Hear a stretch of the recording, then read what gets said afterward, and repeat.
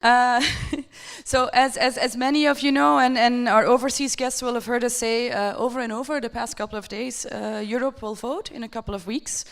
And this is important, not just for Europe, but for the rest of the world. I think you all know that Europe has a very long and illustrious history, and much of it is violence. But we really have the European Union to thank for a long period of stability and peace, which unfortunately came to an end with the invasion of Crimea and afterwards the full-scale invasion of Ukraine. And so in our next panel, we want to look at the future of Europe. The Union, but also the countries who want to join it, and what that means for the region and for our common futures all over the world. So I'd like to welcome to the stage Angela Gramada, and she will introduce the speakers on this panel. Thank you. Good morning, everyone. I would like to invite my colleagues to join me for today's session. This session is a little bit unusual maybe for us, because we have two guests, and I hope they will be able to join us online. One of them is from Ukraine, and I'll give you in a short time the floor to Kristina Zeleniuk. And the second one is from Georgia, and you know what is happening right now in Georgia. They have big protests against the foreign agents law, and I hope that Georgi Melashvili will be able to join us as well. Actually, it's an honor for me to moderate this session. Why? Because I'm part of this region. I'm coming from the Republic of Moldova, and I have some roots in Ukraine. And that's why what is happening also in the Republic of Moldova, in Ukraine, in the region, it's very important for me, even if I'm based in Romania. And I had a little bit discussion with Kristina Zeleniuk yesterday, and she told me that it may be an issue with her presentation because they have cut off electricity during this time. And I hope Kristina is online. I hope you will see her. But until then, until we will see her online, I would like to introduce her. Kristina is a journalist, a Ukrainian journalist that I know for a long time already. And we managed to work a lot last year in a residency program that was funded by the Ministry of Foreign Affairs of France. And the residency is based here. And it was organized with RFI Romania and CFI. That means Canal France International. And Kristina came to Bucharest and she stayed with us for a couple of months. That means almost a half a year. And we discussed a lot about the region. We discussed a lot about Georgia. We discussed a lot about Romania and how we can support Ukraine. But also Kristina had a mission while being here in Bucharest to talk to the Romanian audience, to the foreign audience, why Ukraine is a European country. And I will invite Kristina, because I see her, I will invite Kristina to address us and to explain a little bit what can happen if Ukraine is left outside this European integration process. Kristina, I'm very happy to see you again. The floor is yours.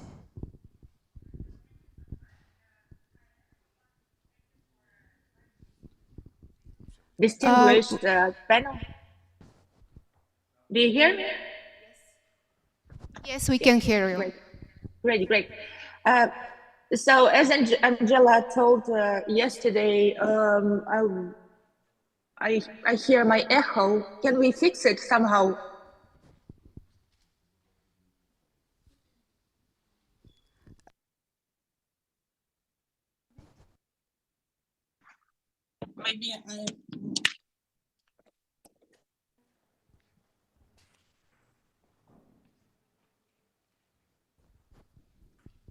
Maybe it will be better now.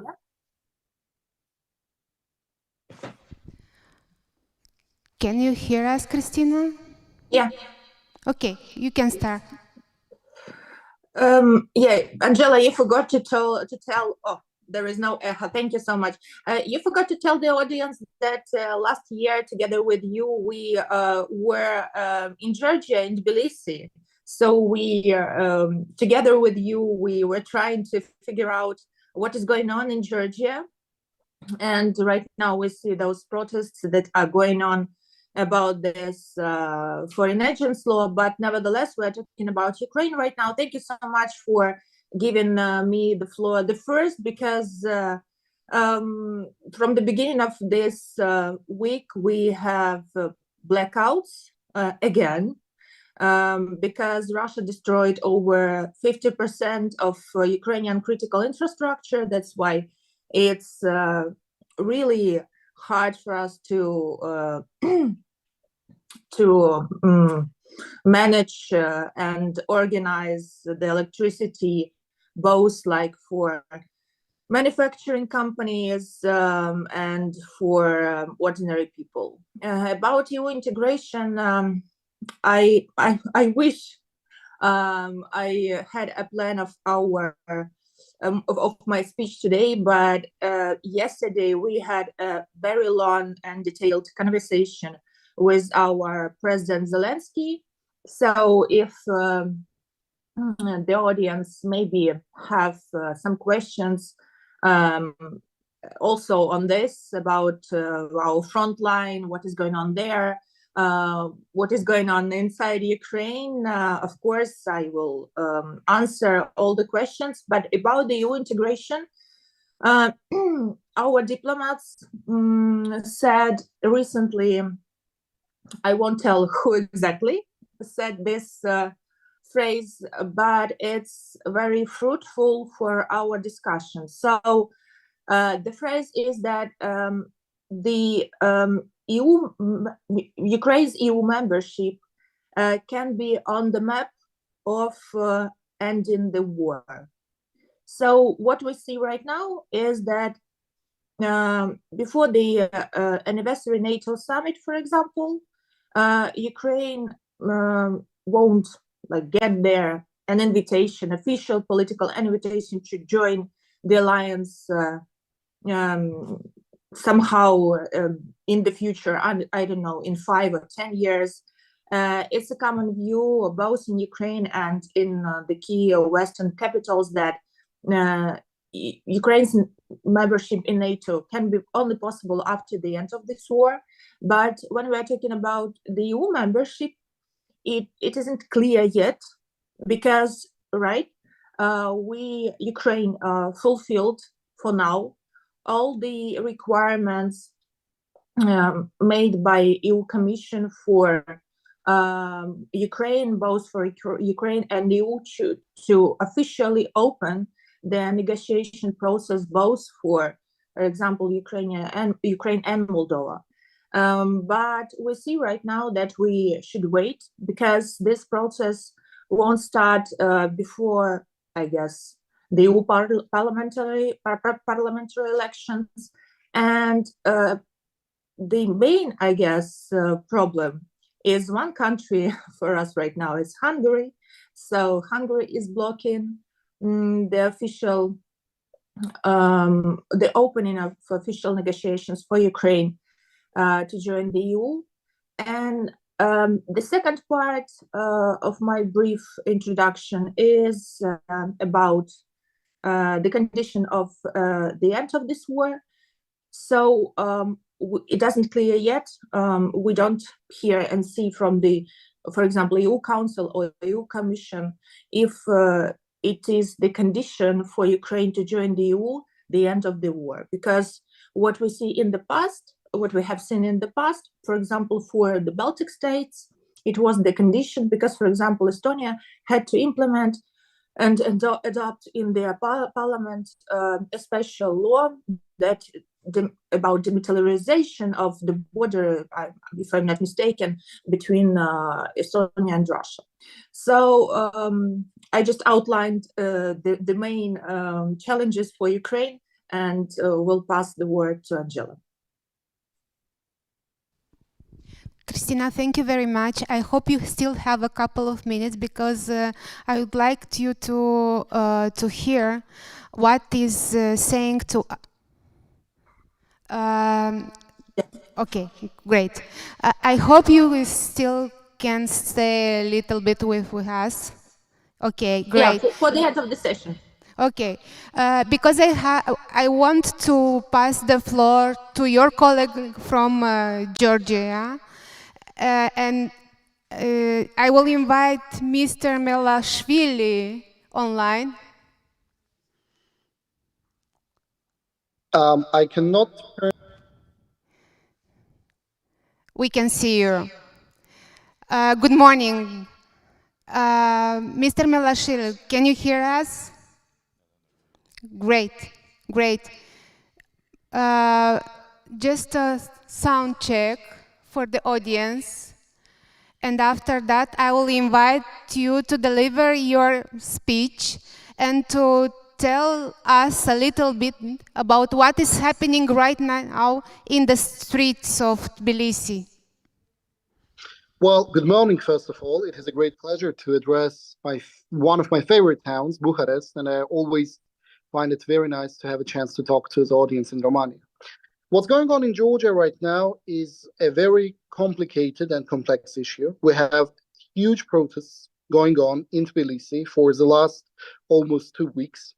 The people are protesting against the so-called Russian law, as we call it, transparency of foreign interference. But it has nothing to do with transparency and very little to do about foreign interference. The truth and the main issue that we have right now is the general authoritarian trend, which we're witnessing from the government of Georgia, combined with the change of foreign policy, which is being implemented at a very active level by the ruling Georgian Dream Party. I am often receiving one and the same question from all European audiences. How come that a nation which is 80% plus pro-European, a nation that has European flags at almost all governmental buildings, is somehow being ruled by a party which is aligning itself and the country with the interests of Russia? And that is probably one of the most complicated questions that can be asked, because originally the Georgian Dream Party that was elected in 2012, it was not the party that we're witnessing right now. They have always had the pro-European mask on their face, and they have always been able to trick both the Georgian public, but also our friends and allies in the West, that they were not a pro-Russian party, that they were somehow pragmatic, and that they were trying to move Georgia closer to the EU. So that's how this party, first of all, got into power, and second, how they were able to retain this power for such a long time. This law, the Russian law, as we call it, it became probably the biggest transformative force in Georgian politics for a very long time. It obviously and very clearly demonstrated that the ruling party is not interested in the interests of Georgia, and that the only thing that they care about is how to stay in power unlimitedly. So they do not want to have any limits or constraints on their power. And this law, which is specifically targeting civil society and media ahead of the elections that we have in October, it aims to strangle civil society and to ensure that the ruling party will be able to hold election as they see fit without any interference from the civil society. But besides this local internal developments with this law, we also have a broader context. We're witnessing that similar laws that aim to strangle civil society in different countries are being introduced in Kyrgyzstan, are being introduced in Republika Srpska of Bosnia, and also even the Georgia's occupied territories. The Russian forces are trying to introduce similar laws in the occupied territories of Georgia. So this law and everything that follows it, it has become a litmus test for a government, whether or not it wants to align itself with the West, with democracy, with the policy which is targeting specifically the development of a country, or if the nation wants to align itself with Russia and to strangle civil society and not to care about the human rights. The protests and the main cause of this protest was exactly this. The Georgian public has realized that Georgian dream government, which we call either Russian dream or Georgian nightmare from now on, is dragging the country back to Russia, is neglecting the sacrifices of generations of Georgians who were fighting Russia for decades. We had Russian invasion in 1993, we had Russian invasion in 2008, we had a civil war in 1991, which was largely supported by Russia. And we're witnessing that right now, the Georgian government is trying to cut off all the progress that Georgia has achieved on the European path, and that they are openly trying to align itself with Kremlin, because this law is not being supported by anybody in the West, and the only persons who are supporting it is Russian propagandist Dugin and also Russian propagandist Solovyov. So when you have a law which is not being supported by anybody in the West, which is not being supported by the vast majority of the Georgian public, and when you have a law which is supported by Dugin and Peskov and the other Russian supporters, you can obviously see the problem here. But besides the law itself, we also have a very big issue with the process that the ruling party has led us to. Mass beatings, attempts to intimidate civil society leaders by midnight calls from foreign numbers, the people who are being beaten in their own houses, the people whose entrances are being damaged with different stickers, calling them traitors, calling them all the bad insults you can imagine. And that's what we're dealing with right now in Georgia, with the government which is trying to utilize all tricks from the Russian playbook to ensure that the election in October will not be held free and fair. But on the other hand, we have the public of Georgia, we have the people who are getting into the streets. With every act of violence from the government, the protest is increasing, the resistance is increasing, and we're witnessing that all major cities in Georgia, Batumi, Kutaisi, the capital Tbilisi, all of those cities are protesting almost non-stop against the Russian law and against the change of Georgia's foreign policy.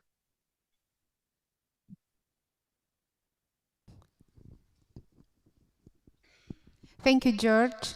I hope you will stay with us because I have a question for you. But before that, I would like to be back to Christine. Christine, you are still with us?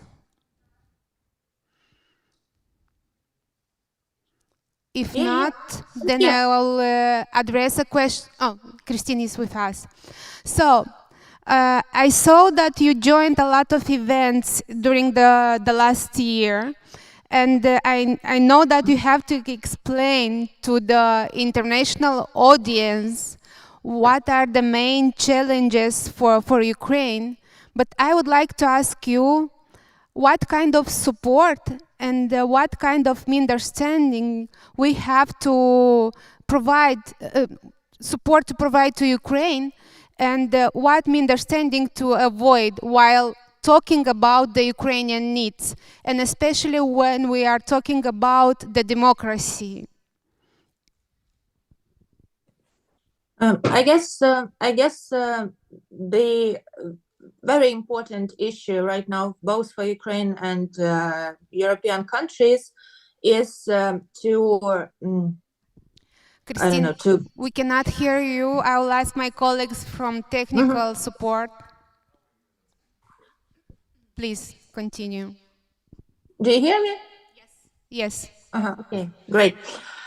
I guess right now the very important issue both for Ukraine and the European Union is to underline what is the strategy both for us in this war, how to achieve the end of this war with Ukrainian victory.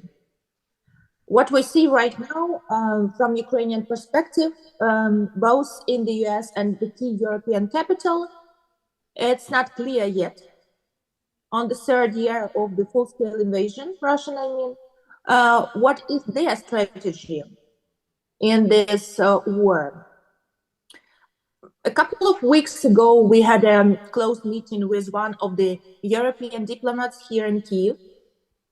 And when our experts asked him about exactly this strategy, he said this, it's not our war with Russia. We don't have a war with Russia, and we don't want this war with Russia. It's your war. So you should decide what is your strategy should be in this war, and what is the endless goals in this war you want to see. If you want a negotiation process started, so start this negotiation process. If you see that, for example, you haven't enough mobilization capacity, both weapons, but at the same time, we see that, for example, the Western countries, our partners and allies, don't give us enough weapons to be victorious in this war.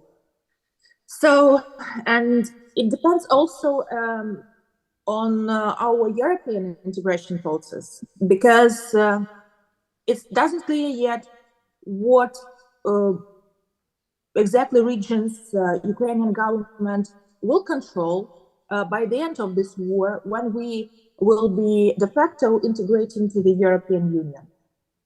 So right now, the main challenge for us is to get enough weapons to liberate all possible Ukrainian territories up to internationally recognized borders of the 1991.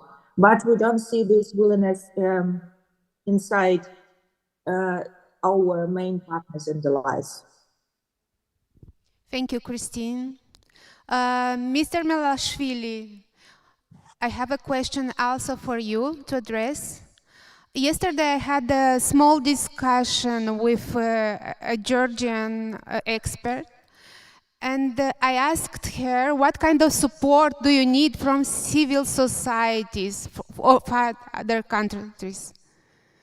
And I will ask you the same question, because her answer were very, very simple. Just talk about our situation. Well, that's true. The biggest thing we need right now is as much support as we can get. The Georgian public is predominantly pro-European. For a very long time, we've been hearing appeasement attempts towards the Georgian Dream Party. For a very long time, the bureaucracy language has been used, which was appeasing and actually empowering this ruling party in their way against European values. So what we need right now is for you, for the civil society, to help us to disseminate the message as far as we can get, because we need support, but there are also other countries that need support as well. Ukraine, for example, is fighting a war for a very long time. It has taken them a very long time to be able to defend themselves. The situation in Georgia is also bad, but right now we are fighting off the government, which is demonstrating autocratic tendencies. So what we need right now is from the civil society to talk about Georgia, about Ukraine, but also to talk about Russia, because it is Russia which is causing most of this turmoil, whether it is boots on the ground, like it is in Ukraine, or whether it is malign attempts to influence the government and the fabric of the society, like it is happening in Georgia. So we need people in the West to understand very well who is behind this, who is pulling the strings, who is the puppeteer, and also that we are keeping the fight, both in Georgia, but also in Ukraine. Thank you, Mr. Melashvili. If you are able both to stay with us, I will ask you to do that, because I think we will have some questions from the audience. But now I will move forward to our colleagues from Moldova. And why I'm telling this, because sometimes in Romania and Moldova, we don't speak enough about Georgia and about Ukraine. I mean from a civil society point of view, because we are thinking only about Ukrainian war. We are thinking about Abkhazia and South Ossetia, because they have similar issues with Moldova. And last week I spent it to explain to the Romanian audience what is happening in the region, what is happening in Georgia, and why Georgia is so important for our democracy. Because obvious, it all started 21 years ago in Georgia with the Rose Revolution. I will give the floor to Miss Daniela Vidaicu from Soros Foundation Moldova to give us a perspective different a little bit, because you are coming from donor organization, and this is important because sometimes we are thinking that the donor organization is not always focused with what is happening within the country, and they are indeed promoting some foreign interests, but this is not the case. And I want you to explain why this is not the case and how Soros Foundation is now supporting democracy in Moldova and actually European integration of the Republic of Moldova. Thank you, Angela. Hello to everyone. First of all, I'd like to thank you very much for this opportunity to be here today and to have my distinguished colleagues from the Republic of Moldova. I'm very honored and happy to share the same floor with Mihail. We are also partnering, fighting for democracy and promoting European integrations. Can we fix the sound a bit? Dear colleagues, we have an echo. No? Okay, I will try to make myself understandable. So as I started, thank you very much for this great opportunity. We also supported a bunch of civil society organizations to be part of this forum these days, and we are very grateful to have the floor and to speak up about democracy in our regions and about European integration and about our challenges and our opportunities, but also about the support all the countries needs, in particular Georgia, Ukraine, and Moldova. I'd like to see all the countries together because we have almost the same challenges related to the Russian Federation.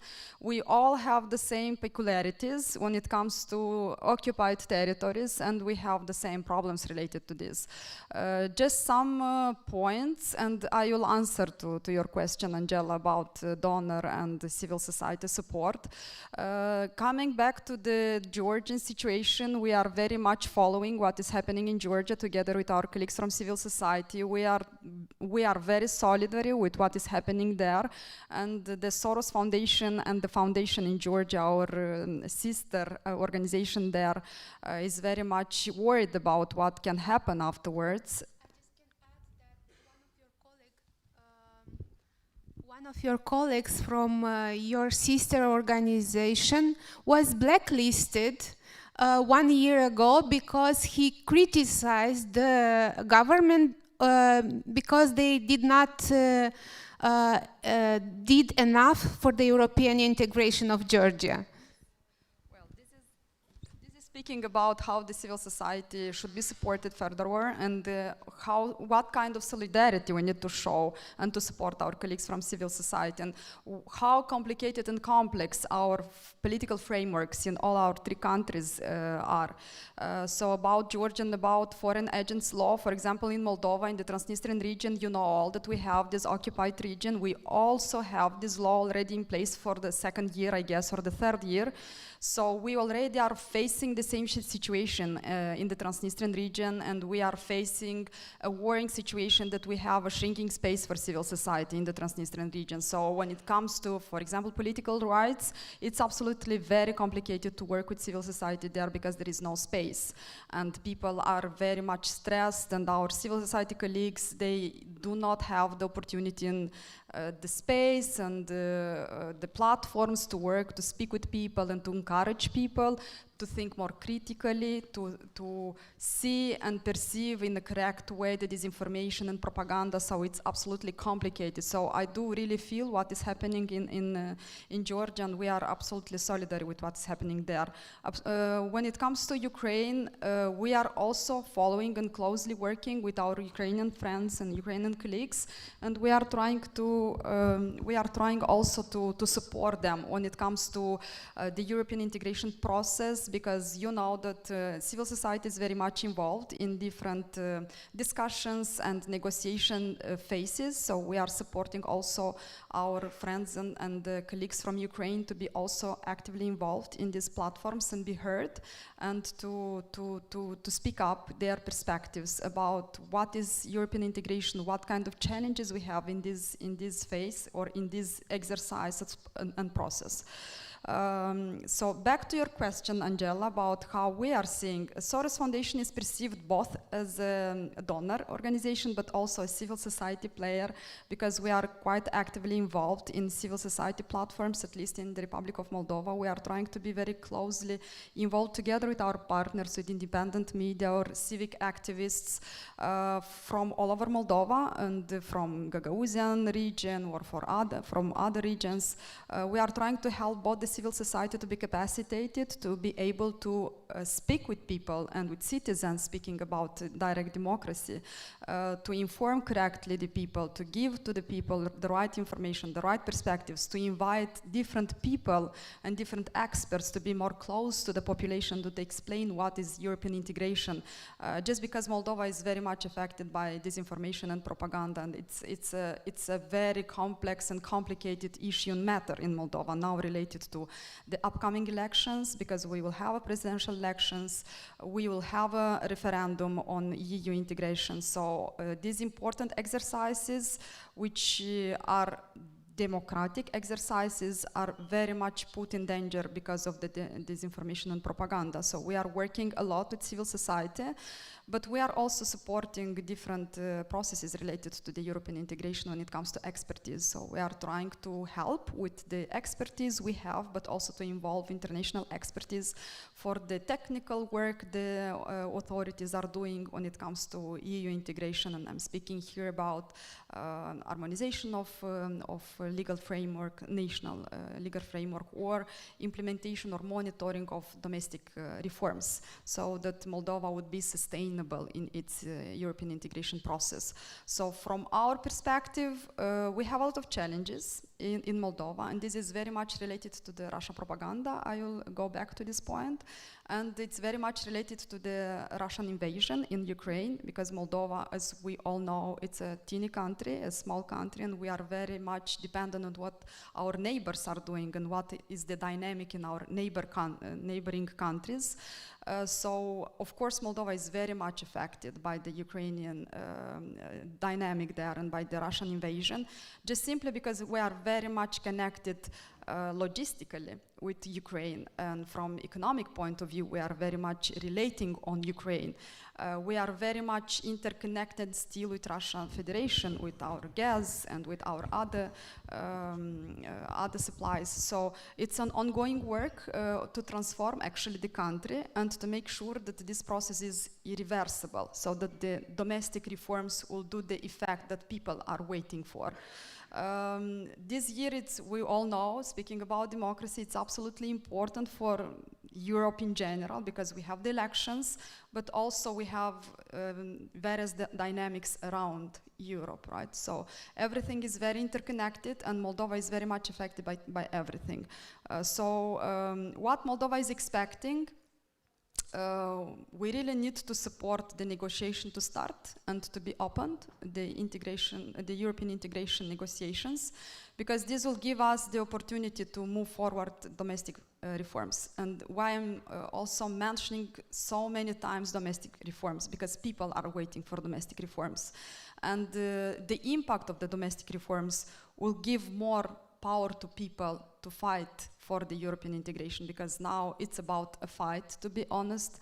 People want to be in the European integration, but the Russian propaganda is very much fighting and working against this development goal, because the European integration is seen in Moldova as the only sustainable development model for democracy, for economy, for human rights, for independent media, etc. So this is the only model seen in Moldova. So coming to how Europe is impacting Moldova, Moldova is seeing Europe as a model. The development model, the values model. So it's absolutely important so that Europe will keep its democracy, will keep its solidarity towards Ukraine, towards Moldova, towards Georgia, towards Belarus, because all these countries are seeing Europe as a model and as a friend. So we need to keep up the democratic values and to try to save democracy all over the places so that our countries will be following the same model. Otherwise, the model coming from East is very close to us. So we need really to fight for the values. When it comes to what is the impact on Europe and what is happening in our countries, just simply look what is happening in our countries, because this is a very loudly speaking examples. What is happening with civil society, what is happening with civic space, what is happening with human rights, what is happening with independent media. So this could happen everywhere if we are not fighting for democracy, for freedom, for European values. So this is an exercise to understand for all Europeans that these values are super important, and otherwise they'll be lost. So for us, it's really important from our region, and I'm very pleased to see my colleagues from Ukraine and Georgia to speak all together about the fact that we need to have support, we need to have more support for our domestic reforms and for our civil society and civic space. Thank you. Thank you, Daniela. Indeed, we have a lot of guests from outside of Europe and the European countries and the European continent. And it may seem for you that in Europe we have stability and prosperity and that's enough for us and we don't have to fight anymore. But democracy is fragile. And this is an important thing to highlight during this kind of discussions. And also, I would like to just point one thing. Russia is fighting against the biggest democracy in Eastern Europe, and that means Ukraine. And now Russia has a success in Georgia. And we indeed have to support our colleagues from Georgia to be able to fight for themselves and to find the energy and the resources within the country. In this way, they will be able to advocate for themselves and for the support around the world. And you mentioned, Daniela, a couple of things about how civil society is supporting government, how donor organizations are supporting civil society to support the government in the countries where you are present. But there is a lot of opposition. And fortunately, we have Mikhail Sirkeli, and he will tell us a little bit how opposition at regional level can fight back the democracy. And Gagauzia in this regard is one of the best examples. I mean, best examples in a bad way, because some local leaders are somehow influence one of the biggest decisions of the Republic of Moldova. That means foreign policy and the European integration. And I know Mikhail Sirkeli from 2015 when I came to Chisinau for a visit, and he delivered a presentation about Gagauzia, and it was amazing for me how little things I know about my country. So Mikhail is a journalist, but at the same time a representative of the civil society, and I'll give you the floor. Well, thank you very much for this opportunity, but I think I'm representing myself, actually. So I would not dare to speak of in the name of all civil society from Gagauzia, and I don't know if we have any civil society, actually, except of a few organizations, including my organization. But yes, it's a very interesting case. Gagauz autonomy in the south of Republic of Moldova. Now it's becoming a subject of many news and articles on Western European press. Many journalists are more and more interested in this small, tiny region autonomy in the south of Republic of Moldova. So maybe for those of you who don't know, actually Gagauz autonomy is populated predominantly, or the majority is Gagauz ethnic group, which is a Turkic-speaking minority, but of the Orthodox religion. Actually it was, so the history of that autonomy started the same time when started self-proclaimed Transnistria today, actually. So when Republic of Moldova was becoming independent and in the path of its independence from the Soviet Union, in Republic of Moldova started actually the separatistic movements, one in the east and another one is in the south. One of them is which Gagauzia today. So after Moldova proclaimed its sovereignty, so there was a parade of sovereignties among the former Soviet republics, actually. Yeah, so two enclaves in Republic of Moldova proclaimed their so-called independence. Gagauzia, 19th of August 1990, and Transnistria 2 weeks later. So, and when Moldova was ready to proclaim its independence, or proclaimed its independence, so this actually Russia activated these two enclaves again. So with Gagauzia was found a solution in 1994, and everybody thought that actually Gagauz community is seeking any instruments to develop its language and culture, to revive and develop its language and culture and revive its historical memory. But after 30 years, we see that actually, unfortunately, this enclaves is used by Russian Federation in order to undermine independence and sovereignty of the Republic of Moldova and undermine the European path of the Republic of Moldova. So all over the sudden, everyone in the Republic of Moldova, at least in Chisinau, understood that actually, so Gagauz autonomy is not working for the purpose it was provided and it was created. But again, yeah, so it was created for the purpose of preserving and developing the Gagauz language, Gagauz culture, and reviving historical memory of the Gagauz community. Why reviving and restoring? Because of the active Russification process which was happening during the Soviet Union. So Gagauz language was almost lost, and the Gagauz culture was almost lost, and there was a strong need to do something in order to revive it. And in 30 years, we ended up in a situation, I mean, in 30 years after the Gagauz autonomy was provided to the Gagauz community in 1994, this year we celebrate the 30th anniversary in December. So we look back and we see that actually no one, not any single meeting was organized in a Gagauz language by the People's Assembly, which is the regional parliament, and not any single meeting in the Gagauz language or plenary session was organized by the executive committee, which is the government of the autonomy. You don't see any names of the streets in the Gagauz language. Streets are still named in an old Soviet way. Actually, old Soviet names are actually we have for the streets. And now we see that actually, in fact, it was the very useful instrument of Russian Federation in order to destabilize country.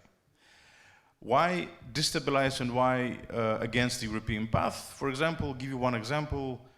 In 2014, when Republic of Moldova was, with Ukraine and other Eastern European countries, was about to sign the EU association agreement in Vilnius. So Russia organized and financed a referendum in Gagauz autonomy. The referendum was called about the foreign vector of Republic of Moldova. So there's a question why such kind of referendum should be organized in one single autonomy. But Mikhail, you have to mention here to the audience, but it's illegally in the Republic of Moldova to organize a referendum at regional level. Yes. On foreign policy issues. Yes, about the foreign policy issues, exactly. Yeah, thank you very much. But one more thing we need to mention is that it happened exactly the same time or same period when Russia was, let's say, invading or annexing Crimea, Russia started the invasion in the east of Ukraine. Actually, it was 2014. February 2014 was organized the referendum in Gagauzia. And they were talking about organizing so-called Bujakska Respublika, or Bujak Republic, in the south of Bessarabia, which would include, according to their, let's say, plans, the territory of Republic of Moldova and territory of Ukraine, southern Odessa region. So actually, which would be part of so-called Novorossiya, yeah? So that would unite all the territories of the southeast of Ukraine. Well, thanks to the Ukrainian soldiers, it didn't happen because they stopped Russian aggression in the east back then in 2014. And by the way, thanks to the Ukrainian soldiers in Ukraine, actually, many of the civil society representatives for Republic of Moldova are not in exile, not jailed, or not killed, actually. So, and we have possibility to come here and actually to speak to you directly. So just to emphasize the importance of the moment, yeah, and the importance of the Ukrainian resistance. So, but coming back to my question, actually, Russia is unfortunately still using the Gagauz autonomy in order to promote its interest. And it's a question about democracy, yeah? So how long should we tolerate, I mean, the democratic society, to tolerate when the democratic instruments, in order to protect the rights of the national minority, the Gagauz autonomy is a national minority, so to tolerate when this instrument is used against the sovereignty, independence, and the European path of the Republic of Moldova. And this is the moment when we should, when you can see Gagauz autonomy, how the democratic institutions are worked and democratic mechanisms are used in order to undermine democracy and in order to squeeze the democratic space. And it's a big challenge right now for the Republic of Moldova, because we see that the Russia politically controlling this region and using the Gagauz autonomy from inside. So Transnistria is a part which is occupied by Russia in order to retain the Republic of Moldova from the EU integration.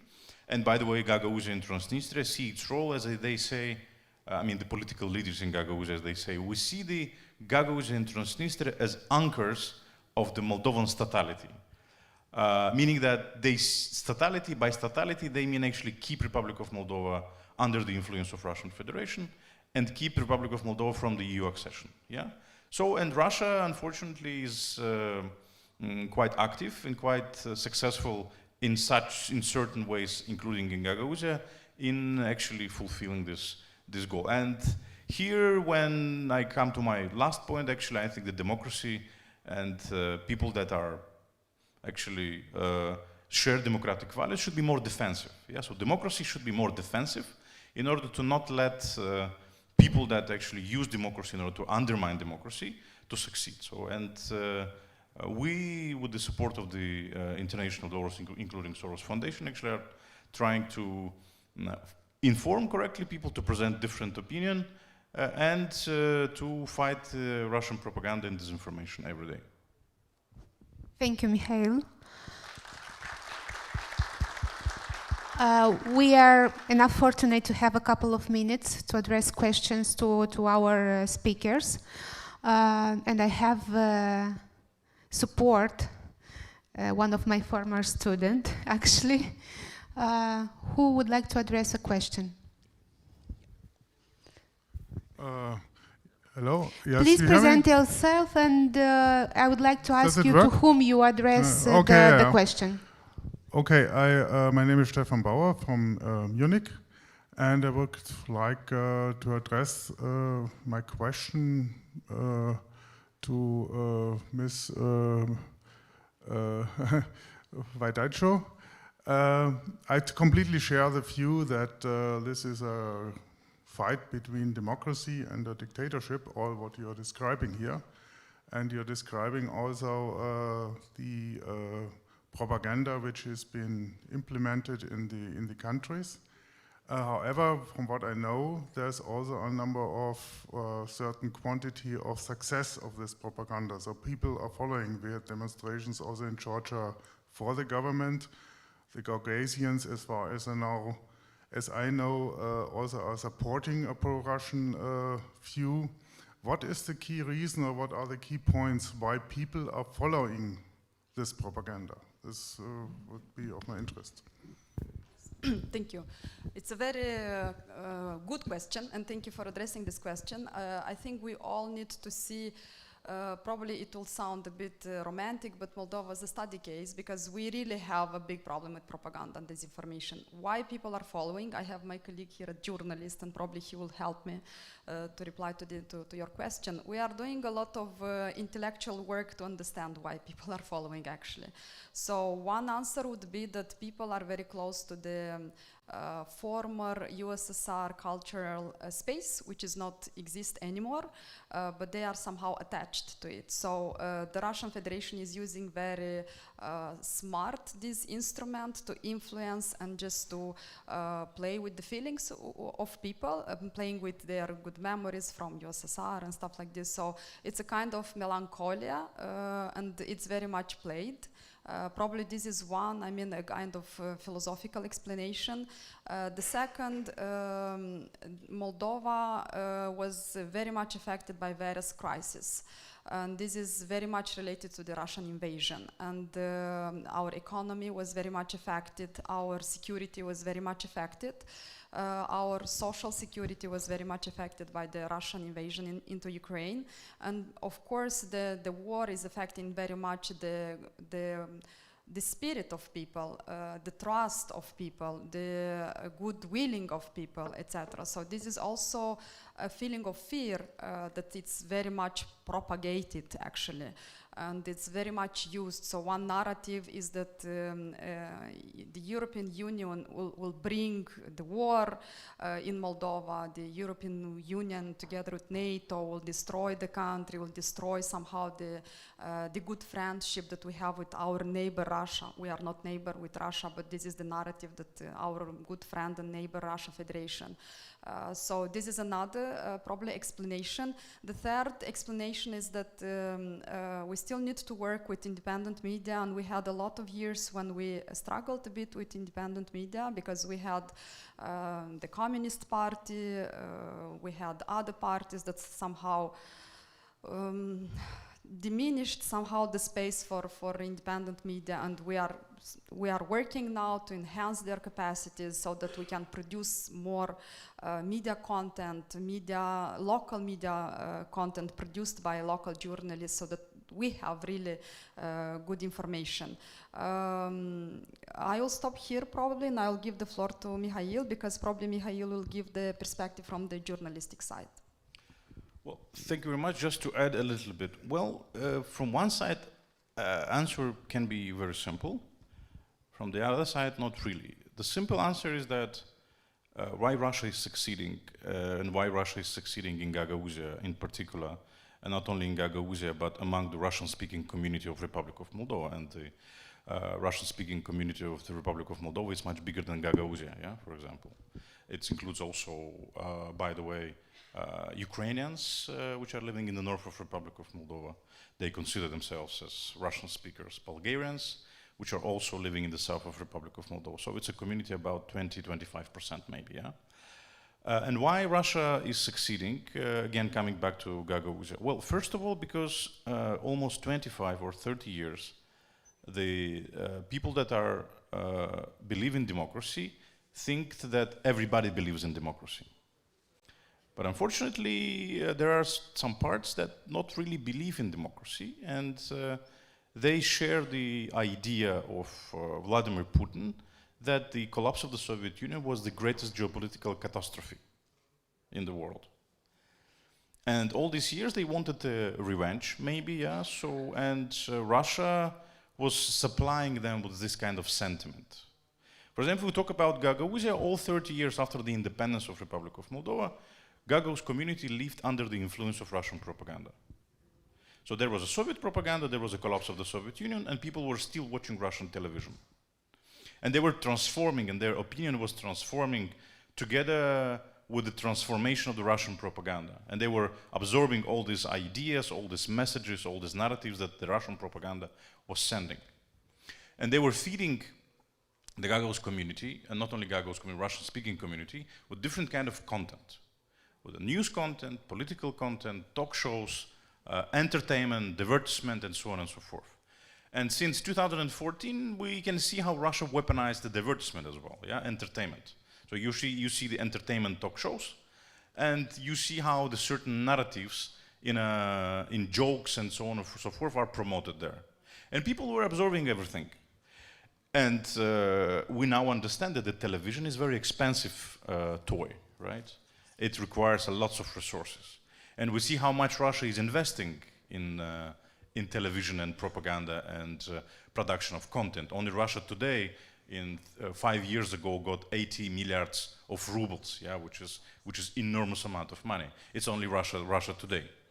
So, and on the other side, the Republic of Moldova, unfortunately, these 30 years did not fill this space with its own television, with its own narratives. So actually, the Gagos community was left at the disposal of Russian Federation and Russian propaganda. Again, so in order to have a successful television, first of all, you need to produce a lot of content, and this content should be very much qualitative, which is very expensive, yeah. And we lost these 30 years. Russia already formed the priorities of the people, formed the taste of the people, what kind of content to consume, and now it will be very much difficult. So Ukrainian example, starting from 2014, they started very decisively to fight with Russian propaganda. They just cut the Russian television and they cut the Russian social media. And we see that it helped to consolidate Ukrainian society in 10 years from 2014 till to 2020. So, and we need to think what will be the solution in the Republic of Moldova. But again, today we still have a situation where in Gagauzia, Russian propaganda is broadcasting, although part of the Russian news shows and political talk shows are prohibited, but they are still broadcasting in Gagauzia. And unfortunately, majority of people are supporting Russian narratives and supporting Russia in this aggression. And we still try to fight with that with a democratic, let's say, democratic attitude and approach. And my question, how long we will tolerate that?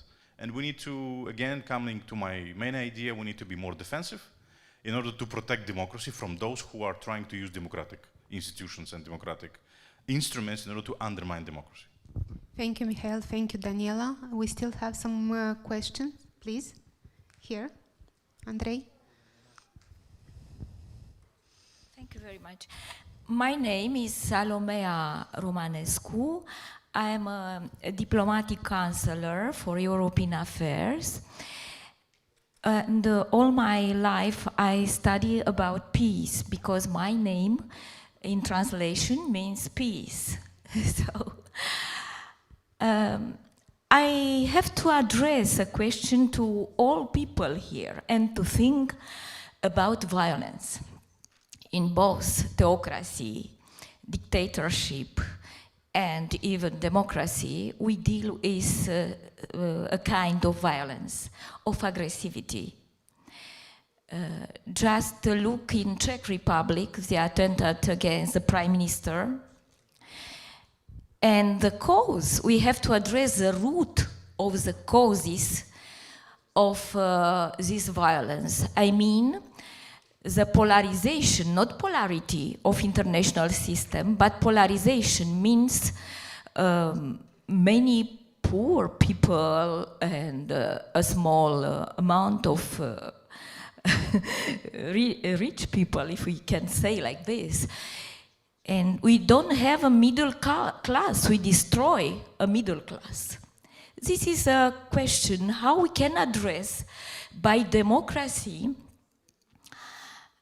and especially direct and participatory democracy, this question of violence. Maybe you have to think to India and to Mahatma Gandhi. Ahimsa means the lack of violence, non-violence, in all means. Just to reflect on this, everybody, and try to find the solutions. And maybe I can give you some hints. Here I wrote a book in 2000 about humane security. Yesterday we had a wonderful ex-prime minister from, not prime minister, minister from Japan, and she addressed this integration of humane security or human security into sustainable development. In this way, I think that we can have a broader definition of peace and democracy. Peace is not only the absence of war, peace also is at the soul level. We lose our health, we lose our prosperity and happiness if we do not have the peace of our soul. It's time to think about our soul, that we are beings with soul, and this is our quantic field, fundamental field, and we are all links at the soul level.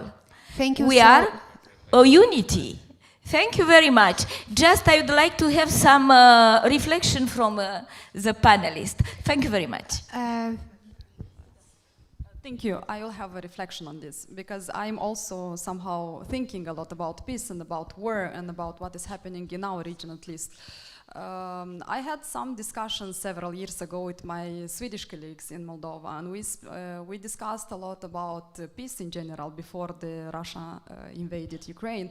And I got the feeling at that moment that we are quite living in a comfortable zone, not thinking about war. Because as I mentioned a little bit before. So I think that we are taking democracy as granted, and this is not already the case, I think, all over the places in the world. And we need to educate ourselves in a new way because we have artificial intelligence, because we have different very complicated and sophisticated propaganda tools. We have polarization and we have a lot of conflicts between people. And I think this is the point to be addressed. And this is all linked to peace, and this is all linked to human security, and this is all linked to our world in general. I'm not speaking here about Moldova or Ukraine. It's a complex worldwide situation that we need to sit down all together and think more, because we have a lot of challenges to be addressed. So education would be the key. Thank you, Daniela. We can have one more question. Andrei, here. Here, yes. Hi, I'm Sophie Baratio from Switzerland.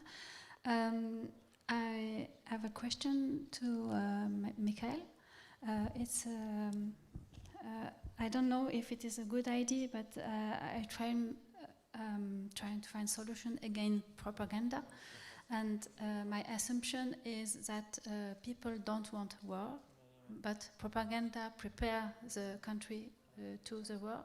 And I would like to have your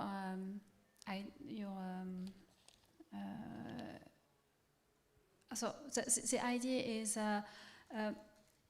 that possible that a network of people sharing testimony from all countries, testimonies about their life and what they think, could be a good tool against propaganda? Andrei, can you help me? There is a second question. We'll take a second question and then answer. Yes, and this will be the last questions. Thank you. Michael von der Lohe aus Deutschland, from Germany, from the NGO Omnibus. I have the question, if you think that you're speaking about defending democracy, do you think democracy can be defended by representative democracy? This was the question for all of us, right? Yes. Okay, so then first question, of course, it can be the solution. So to share our testimonies and to share our, let's say, views on democracy. And now we have a let's say, struggle in the Republic of Moldova, or discussion, I don't know, yeah? So if we'll talk more about, let's say, that the European Union is good, and the European Union is much better than, let's say, the system that is promoting Russia then the freedom is better than non-freedom, yeah, like was the saying of Dmitry Medvedev, yeah, so semi-president of Russian Federation at once, right? But the problem is that you are right. Propaganda was preparing the people for the war. And Russian propaganda, unfortunately, was preparing it for the long time, and we, for the long time, were not reacting to it. Everybody was thinking that actually, but that's not serious. I mean, he's a rational guy, I mean, Putin. He would not start the war. Why should he start the war? Everything is good. There is a trade, he's selling gas to Europe, Europe is paying money for it. Actually, yeah, so why should he start a war? But he started the war. So I think that we cannot explain all these things with some rational things. So there is something, he started the war, he prepared the society. First he started to depoliticize the people, so actually starting the people to not interested with the politics at all, and I think it's the most dangerous thing, when the society is depoliticized, when the society is not interested with the politics. So which means that actually people are not interested, people are not engaged, and then there comes the moment when he starts to mobilize the people, yeah, for the war, usually. What he started to do. Same with the Belarus, yeah, so he depoliticized the people, people are not interested with the politics at all, and he can do whatever he wants.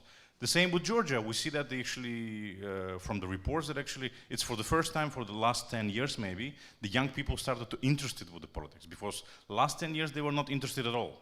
What's happening in the country, who is governing the country, and so on. So, and that's the good space for preparing people for the war. And unfortunately, again, yeah, we were asleep a little bit, too relaxed, and he was preparing the communities not only inside the country, but also outside Russia, including in the Republic of Moldova, that are actually looking to Russia for that war. And now we see that you have a big amount of people, at least 23%, I guess, according to the polls in the Republic of Moldova, that's supporting the Russian aggression against Ukraine. And because we were not active, because we were not fighting back, because we were thinking that it's not serious, but it's all over the sudden became serious. And now we need to deal with it. Thank you, Mikhail. Daniel. Yeah, just to address about the human stories, I think this is a good idea, and we need to explore more the idea and this exercise. We have a lot of very traumatic memories with Russian Federation when our people were sent to Siberia, for example. And we have a lot of trauma related to Russia, but somehow the USSR managed to cover it. And I think that we need to explore more this trauma, collective trauma, in our case, because people don't want to remember this. It was too painful, too dramatic for a lot of families. And Russia managed really to somehow change the reality even around these stories. So the propaganda is working really very deeply, at very deep feelings, at beliefs. So it's really complicated to fight, but human stories, I totally agree with you. Coming back to your question about democracy and elective democracy or representative democracies. Well, it's a very good question. It's a very complex question, and because Moldova is a very new democracy, we are really trying our best to understand what would be the best model for Moldova to be sustainable. We still have a lot of discussions now in the society, what is this democracy about? Because we were left after the collapse of USSR with no explanation what is this democracy, and we have a lot of people that do not understand properly what democracy means. So I will get back to my point that we need to educate people, including the young people, about what democracy means and what are the tools so that democracy will be safe, and that we need to be involved. And this is coming back to what Mikhail said. The Russia propaganda in our case was very effectively saying that we, in our case, we are neutral country. We don't need to think about even our security and about how we can save the country and work for independence, for sovereignty, and how we can enhance our internal domestic landscape, like civic landscape, reform landscape, etc. So I think that the key is now we need to think about education and involving young people in these exercises, because the online, which is an absolutely amazing tool for all of us, we need really to consume online for good purposes and to transform the online for democracy. What we are seeing, for example, in Moldova, we also have an apathy from the young people about to be engaged, to be active, to advocate for values, etc. So I think that the key is just really to work with young people and to put more emphasis on educating ourselves on democracy. Thank you, Daniela. I will wrap. Yeah, maybe our colleagues from, but I want to add as well. Yeah. So. I don't know if Christina is still with us, but Georgie for sure is not with us anymore. Okay. I will summarize and I will stop with the summary of this session. What is really important is to accept the fact that our colleagues from Ukraine are making efforts to be with us, even online. The second thing is that I will invite all of you to open the news agencies' web pages and to spread in your countries what is happening right now in Georgia. They really need our support. And mostly the Georgian society need our support. I will invite Daniela to continue to be a partner for civil society, and I know that your colleagues are doing the same thing. And I agree with Mikhail that civil society needs ammunition to fight back what is happening in our countries. I mean, with the fact that sometimes the political actors are just looking for their interest and are not looking for the future of our children. So thank you to all the speakers for making these efforts, for being with us today, and I hope that you will continue these kind of discussions outside during the coffee breaks.